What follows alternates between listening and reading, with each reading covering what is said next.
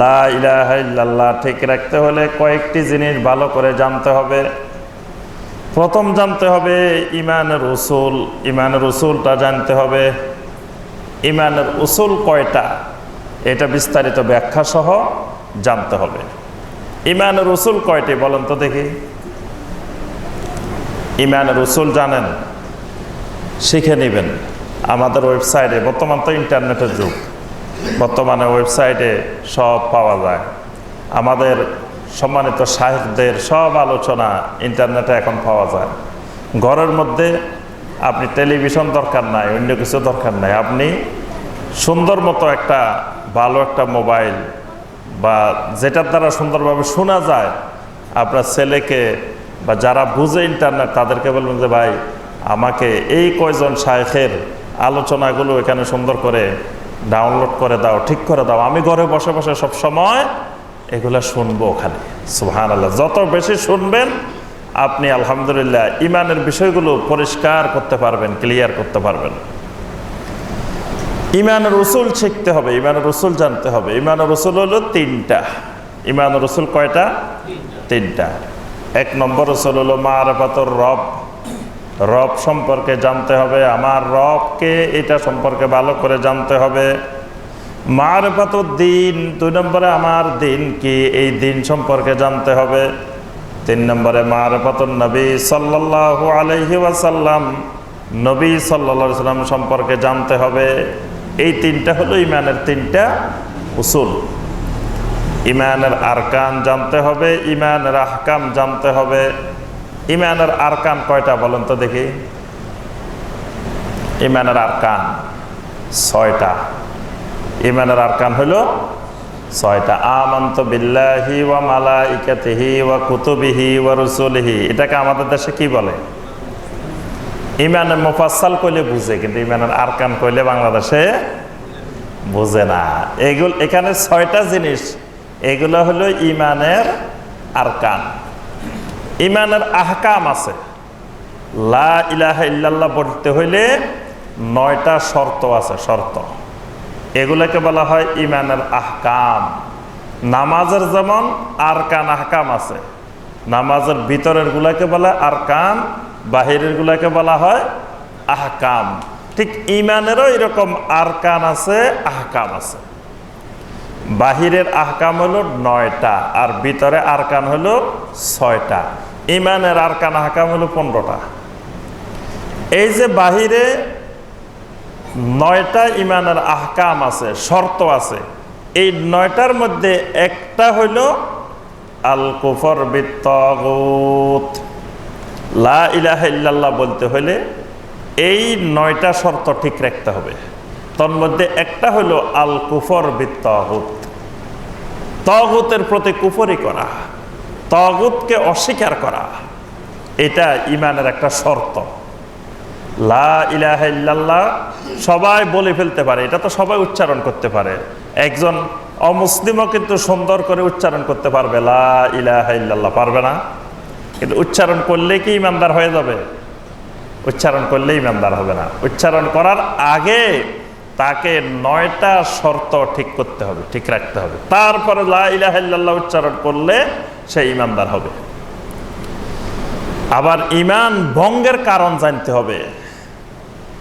কি কি কারণে আমার ঈমান চলে যেতে পারে, ঈমান ভেঙে যেতে পারে, এটাও জানতে হবে। কারণ ওযু করার পরে আপনাকে সবসময় খেয়াল রাখতে হবে ওযু ভঙ্গের কারণ। কারণ আমার ওযু যদি চলে যায় তাহলে নামাজ হবে না, ইবাদত হবে না, সব বরবাদ। এজন্য সবসময় খেয়াল রাখতে হবে যে ওযু ভঙ্গের কারণ কোনগুলা। নামাজ শুরু করছেন, খেয়াল রাখতে হবে নামাজ ভঙ্গের যে কারণগুলো আছে এগুলো যাতে না ঘটে, এই জন্য খেয়াল রাখতে হবে, না হয় নামাজ ভেঙে যাবে। রোজা রাখছেন, সিয়াম পালন করতেছেন, খেয়াল রাখতে হবে রোজা ভঙ্গের কারণ কোনগুলা, এগুলা যাতে আমার রোজার মধ্যে না ঘটে। ঠিক একইভাবে ঈমান আনার পরে একজন ঈমানদারকে সবসময় সতর্ক থাকতে হবে যাতে ঈমান কোনো কারণ আমার মধ্যে না ঘটে। এজন্য একজন ঈমানদারকে জানতে হবে, এটা ফরজ, ফরজে আইন, ঈমান ভঙ্গের 10টা কারণ জানতে হবে। তাহলে ঈমানের জন্য কি কি শিখতে হবে বলেন দেখি? 1 নম্বরে শিখতে হবে ঈমানের 3টা উসুল শিখতে হবে। 2 নম্বরে ইমানের আরকান শিখতে হবে, 3 নম্বরে ইমানের আহকাম শিখতে হবে, 4 নম্বরে ইমান ভঙ্গের কারণ শিখতে হবে। এইগুলা একেবারে জরুরি, প্রত্যেক নারী পুরুষের জন্য ফরজে আইন। এগুলা না শিখে কবরে যাওয়া যাবে না। এগুলা না জেনে কবরে গেলে ইমান ছাড়া কবরে যেতে হবে, ইমান নিয়ে কবরে যাওয়া যাবে না। আমাদের আজকের আলোচনার বিষয় হলো ইমানের 9টি আহকাম থেকে একটা আহকাম। এই আহকামটার আলোচনা বেশি হয় না আমাদের দেশে, তেমন একটা শোনা যায় না আলোচনা, কিন্তু ইমানের জন্য এটা জরুরি বিষয়, খুবই জরুরি বিষয়। বিষয়টা হলো তাগুতকে অস্বীকার করা, তাগুতের প্রতি কুফরি করা। আমরা লা ইলাহা ইল্লাল্লাহর মধ্যে দেখবেন 2টা পার্ট, একটা হলো লা ইলাহা, আরেকটা হলো ইল্লাল্লাহ। প্রথম অংশ হলো লা ইলাহা, আমার কোনো সত্যিকারের কোনো মাবুদ নাই, কোনো মাবুদ নাই, কোনো মাবুদ নাই, সব মাবুদকে অস্বীকার করলাম। এটাই হলো আল কুফর বিত তাগুত। শেষের অংশ গিয়ে বললাম ইল্লাল্লাহ, আমার একজন মাবুদ আছেন, শুধুমাত্র তিনি হলেন আল্লাহ। সুবহানাল্লাহ। তাহলে আগে যদি লা ইলাহা না বলেন ঈমান আসবে না, ইল্লাল্লাহ বললে ঈমান আসবে না। আমি শুধু আল্লাহকে মানি, আল্লাহকে মানি, পাশাপাশি আমি সব অন্য মাবুদকেও মানি, তাহলে ঈমান আসবে। সব মাবুদকে অস্বীকার করে, সব মাবুদকে বাদ দিয়ে এক মাবুদে আসতে হবে। এটার নাম হলো লা ইলাহা ইল্লাল্লাহ। এজন্য ঈমান আনার আগে, আল্লাহর উপরে ঈমান আনার আগে তাগুতকে অস্বীকার করতে হবে। আল্লাহর জমিনে আল্লাহ পাক যত নবী পাঠাইছেন, যত নবী রাসূল আসছেন, নবী রাসূলদের দাওয়াত ছিল কি? সূরা আন-নাহলের মধ্যে আল্লাহ রাব্বুল আলামিন বলে দিয়েছেন, ওয়ালাকাদ বাআসনা ফি কুল্লি উম্মাতির রাসূলান আনি ইবুদুল্লাহা ওয়াজতানিবুত তাগুত। আল্লাহ রাব্বুল আলামিন বলেন, আমি পৃথিবীতে প্রত্যেক উম্মার কাছে, প্রত্যেক জাতির কাছে আমি নবী রাসূল পাঠিয়েছি। ওই নবী রাসূলেরা দাওয়াত দিতেন আনি ইবুদুল্লাহা, ও দুনিয়ার মানুষ, গোলামি করো একমাত্র আল্লাহর, ইবাদত করো একমাত্র আল্লাহর।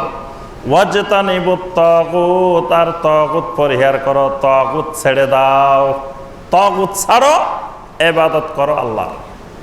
তাহলে নবী রাসূলদের দাওয়াতের মধ্যে 2টা অংশ ছিল। প্রথম অংশ ছিল আল্লাহর ইবাদত করো, দ্বিতীয় অংশ হলো তাগুত ছাড়ো। কিন্তু আজকে আমরা শুধু আল্লাহর ইবাদতের দাওয়াত দিই, তাগুত ছাড়ার দাওয়াত দিই না। মানে নবী রাসূলদের দাওয়াতটাকে আমরা অর্ধেক করে ফেলছি, আর অর্ধেক বাদ দিয়ে দিছে। আমরা খালি বলি যে আল্লাহর ইবাদত করো, আল্লাহর গোলামি করো, আল্লাহর ইবাদত করো, কিন্তু তাগুত ছাড়ো এই কথা বলি না। কারণ তাগুত ছাড়ার দাওয়াত দিলে বিপদ আছে। এজন্য মানে যাতে আমি কোনো বিপদের সম্মুখীন না হই, আমি যাতে নিরাপদে থাকি, আমাকে যাতে সবাই দাওয়াত দিতে গেলে মেহমানদারি করে, সবাই খাওয়ায়, বাড়ি থেকে বিরিয়ানি রান্না করে খাওয়ায়, আল্লাহর ইবাদতের দাওয়াত দিলে সবাই মহব্বত করবে।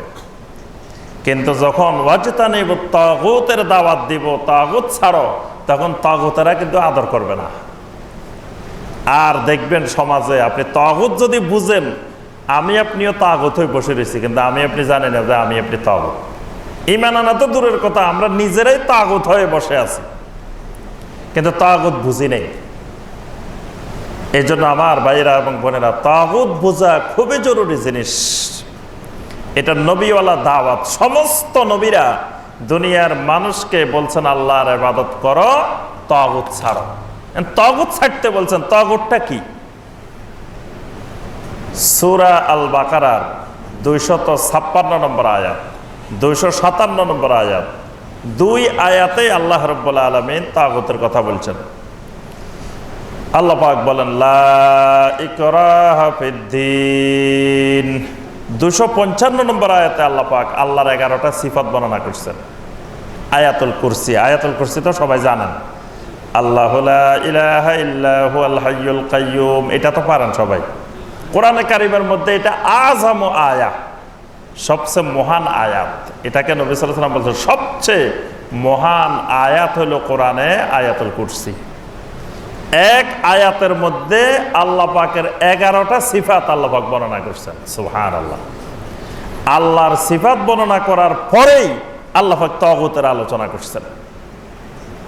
256 নম্বর আয়াতে আল্লাহ পাক বলছেন লা ইকরাহা ফিদ্দিন, আল্লাহর দ্বীনের মধ্যে কোনো জোর জবরদস্তি নাই। কাউকে জোর করি আল্লাহর দ্বীনে আনতে হবে, মুসলিম বানাইতে হবে, এইটা ইসলামের মধ্যে নাই। কাদ তাবায়্যানার রুশদু মিনাল গাই, আল্লাহ রাব্বুল আলামিন বলেন কোনটা বাতিল, কোনটা হক, কোনটা বাঁকা রাস্তা, কোনটা সোজা রাস্তা, এটা স্পষ্ট হয়ে গেছে। কাদ তাবায়্যানা, একেবারে এটা স্পষ্ট জাজ্জল্যমান হয়ে গেছে। ফামান ইয়াকফুর বিত-তাগুতি ওয়া ইউমিন বিল্লাহি ফাকাদ ইসতামসাকা বিল উরওয়াতিল ওয়াসকা লা ইনফিসামা লাহা। আল্লাহ রাব্বুল আলামিন বলেন এখন যে ব্যক্তি ফামান ইয়াকফুর বিত-তাগুত, যে ব্যক্তি তাগুতকে অস্বীকার করবে, তাগুতের প্রতি কুফরি করবে, ওয়া ইউমিন বিল্লাহ, এরপরে আল্লাহ রাব্বুল আলামিনের উপরে ঈমান আনবে, ফাকাদ ইসতামসাকা বিল উরওয়াতিল ওয়াসকা, তাহলে সে এমন এক মজবুত রশি ধরল, লা ইনফিসামা লাহা, কখনো সেই রশি আর ছিটবে না। সুবহানাল্লাহ। মানে এমন কালেমার রশি লা ইলাহা ইল্লাল্লাহ ধরছে, দুনিয়ার কোনো শক্তি নাই তার থেকে লা ইলাহা ইল্লাল্লাহ ছিনিয়ে নিবে। কারণ সে তাগুতকে ছিন্ন করছে, তাগুতের সাথে সম্পর্ক বিচ্ছিন্ন, তাগুতের প্রতি সে অস্বীকার করে ফেলছে, আল্লাহর উপরে ঈমান আনছে। কিন্তু কেউ যদি তাগুতকেও সাথে রাখে, আল্লাহর উপরেও ঈমান আনে, এটা ঈমান হবে না, লা ইলাহা ইল্লাল্লাহ হবে না। লা ইলাহা ইল্লাল্লাহ বলতে হলে আগে তাগুতকে ঝেড়ে ফেলে দিতে হবে, তারপরে আল্লাহর উপরে ঈমান আনতে হবে। এরপরের আয়াতে 257 নম্বর আয়াতে আল্লাহ পাক বলতেছেন আল্লাহু ওয়ালিয়্যুল্লাযীনা আমানু ইউখরিজুহুম মিনাজ যুলুমাতি ইলান নূর ওয়াল্লাযীনা কাফারু আউলিয়াউহুমুত তাগুতু ইউখরিজুনাহুম মিনান নূরি ইলাজ যুলুমাত। আল্লাহ রাব্বুল আলামিন বলেন আল্লাহু ওয়ালিয়্যুল্লাযীনা আমানু, আল্লাহ হলেন ঈমানদারদের ওয়ালি, ঈমানদারদের বন্ধু। ইউখরিজুহুম মিনাজ যুলুমাতি ইলান নূর, আল্লাহ রাব্বুল আলামিন ঈমানদারদেরকে অন্ধকার থেকে নূরের রাস্তা বের করে দেন, নূরের রাস্তা দেখায় দেন। ওয়াল্লাযীনা কাফারু আউলিয়াউহুমুত তাগুত, আর যারা কুফরি করে তাদের বন্ধু হইল, তাদের আউলিয়া হইল তাগুতেরা। তাহলে কাফেরদের সাথে তাগুতের সম্পর্ক থাকে, ঈমানদারের সাথে তাগুতের সম্পর্ক থাকে না। তাগুতেরা কি করে?